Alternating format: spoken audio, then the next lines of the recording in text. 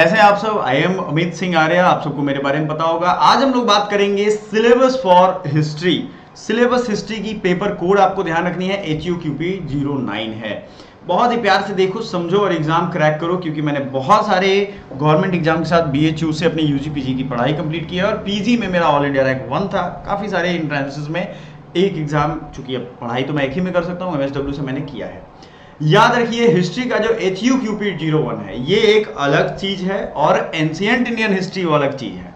दो हिस्ट्री के पेपर होते हैं। एंशिएंट इंडियन हिस्ट्री से मैंने भी अपना ग्रेजुएशन कंप्लीट किया है, उसकी PG अलग होती है, उसका अलग से वीडियो हम बना देंगे।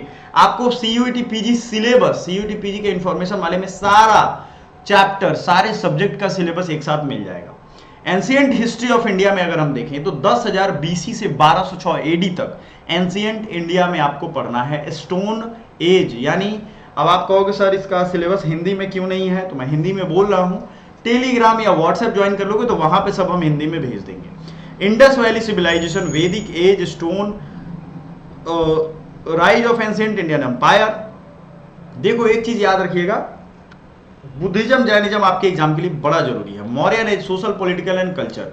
मौर्य का कल्चरल अगर हम देखें लिंकेज बहुत ही बढ़िया है, उससे सवाल आते हैं मौर्यन आर्ट एंड क्राफ्ट पे। पोस्ट मौर्यन पीरियड में इंडो ग्रीक, शक, कुषाण, वेस्टर्न, क्षत्रप जो राजा है उन पे भी आएगा। Early state and society in South India, Kharavela, Satavahana, Tamil state of Sangam age, administration, economy, art, architecture, Gupta, Vakataka, Vardhana, administration, society and culture. Regional state during Gupta era, the Kadamba, Pallava, Chalukya and Badami. Polity and administration, literature, growth of Vaishnava Shiva religion. Pala, Sena, Rashtrakuta, Paramara, polity and administration. सिर्फ उसके राज्य के बारे में नहीं पूछा जाएगा, polity किस तरीके की संरचना थी, कौन सा सिक्का को क्या कहते थे, ये पूछा जाएगा। अर्ली मिडाइवल में अगर हम बात करें तो major political development in northern India, the rise of Rajput, the Chola administration. Medieval में देखो आपसे अच्छी बात यह है, राजपूतों का उदय, चोला का उदय, इंडियन फ्यूडलिज्म, ये अकबर बाबर, इन सब को ज्यादा इसमें वेटेज आपको नहीं देखने को मिलेगा। आपसे जो क्वेश्चन पूछे जाएंगे वो आर्ट एंड कल्चर, भक्ति मूवमेंट, नीचे देख रहे हो 1206 से 1707 में थोड़ा बहुत देख लेना अकबर बाबर वाले को भी। एडमिनिस्ट्रेशन ऑफ दिल्ली सल्तनत, दिल्ली में गुलाम वंश जो आया था, एक गुलाम था कुतुबुद्दीन ऐबक, उसी ने स्थापना किया था। तो ये सब चीज यहाँ पे आपको मिलेगा। जो हमें गुलाम वंश के बारे में ज्यादा पढ़ाते हैं इसलिए कि हम गुलाम ही बने रहे, समझ में आ रहा है। जो हमारी अच्छी चीजें हैं हिस्ट्री का, वो हिस्टोरियन राइटर्स ने छुपा लिया, हमसे छुपा लिया कि भाई ना इनको पढ़ने देंगे ना होशियार बनने देंगे ठीक है, ये सब मैकाले का एजुकेशन सिस्टम है। मॉडर्न हिस्ट्री ऑफ इंडिया का क्या है, मॉडर्न हिस्टीरियोग्राफी, कैसे हिस्ट्री लिखा गया। Colonialism in India, British Raj and British expansion in India, imperialism, social and cultural development, structure of British administration, economic impact in British period, industrialisation, social and religious reformation. Raja Rammohan Roy, Swami Dayanand, Jyotiba Phule के बारे में पढ़ना है, इनके काम के बारे में, इनके एजेंसी के बारे में, इनके ऑर्गेनाइजेशन के बारे में, इनकी पर्सनालिटी के बारे में, इन्होंने किस किस फील्ड में काम किया है, ये आपसे हिस्ट्री में पूछा जाएगा। तो मेरे प्यारे साथियों, हमारा ये channel CUET PG point subscribe करिए, क्योंकि सारे न्यूज, अपडेट, क्लासेज सब कुछ यहाँ पे चलेगी। और याद रखना, आपको इतनी तैयारी तो करवा देंगे कि अगर आप खुद से भी पढ़ना चाहते हो, टैलेंट है आप में, तो आप निकाल लोगे। बाकी पेड कोर्सेज हमारी अवेलेबल है, आप हमारे व्हाट्सएप नंबर पे डिस्क्रिप्शन में है, संपर्क कर सकते हो।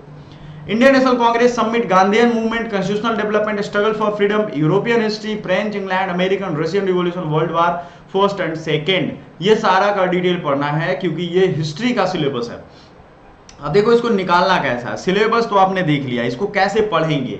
आपको एक चीज याद रखिएगा, हिस्ट्री का पार्ट है तो कोई भी बेसिक हिस्ट्री उठा लो, लेकिन किसी भी किताब से उठा सकते हो। आप लूसेंट पढ़ सकते हो, आप मॉडर्न हिस्ट्री के लिए स्पेक्ट्रम पढ़ सकते हो, लेकिन ये तो बहुत बड़ी किताबें हैं, तो भाई आप पढ़ोगे क्या।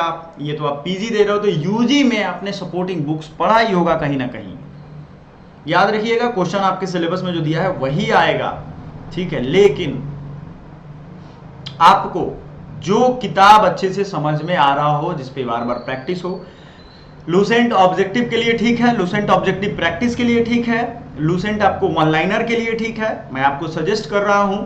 लेकिन स्पेक्ट्रम अगर आप लेते हो हिंदी या इंग्लिश, जिसमें भी आप कंफर्टेबल हो, वो आपके मॉडर्न हिस्ट्री के ठीक है, हिस्ट्री के लिए ठीक है, क्योंकि उससे मैक्सिमम सब्जेक्ट कवर हो जाएंगे।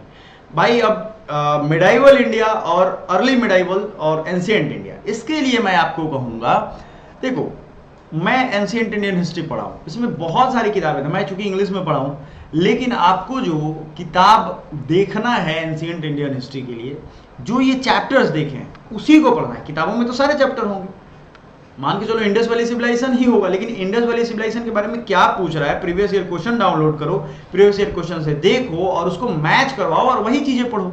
सबसे बड़ा टारगेट बच्चों के दिमाग में ये होना चाहिए। समझ में आ रहा है आपको?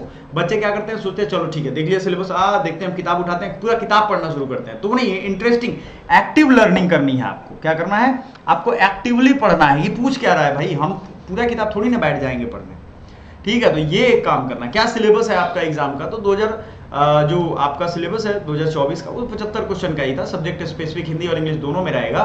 तो आपके लिए अगर एंशिएंट इंडियन हिस्ट्री की अगर हम बात करें तो सबसे बेस्ट रहेगा आप एनसीईआरटी सभी किताब 6 से 12 तक पढ़ लो। मुश्किल हो जाएगा आपके लिए, तब आप आर एस शर्मा है या जो भी किताब आपको समझ में आ रहा हो, जिस भी राइटर का, आप प्राचीन भारत का लेकर के पढ़ सकते हो।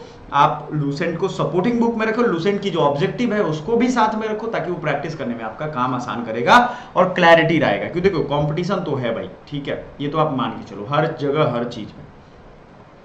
सो मेडाइवल इंडिया भी मैं कहूंगा एनसीईआरटी 11-12 में अगर आप देख लोगे मेडाइवल, तो आपका काम यहाँ से हो जाएगा।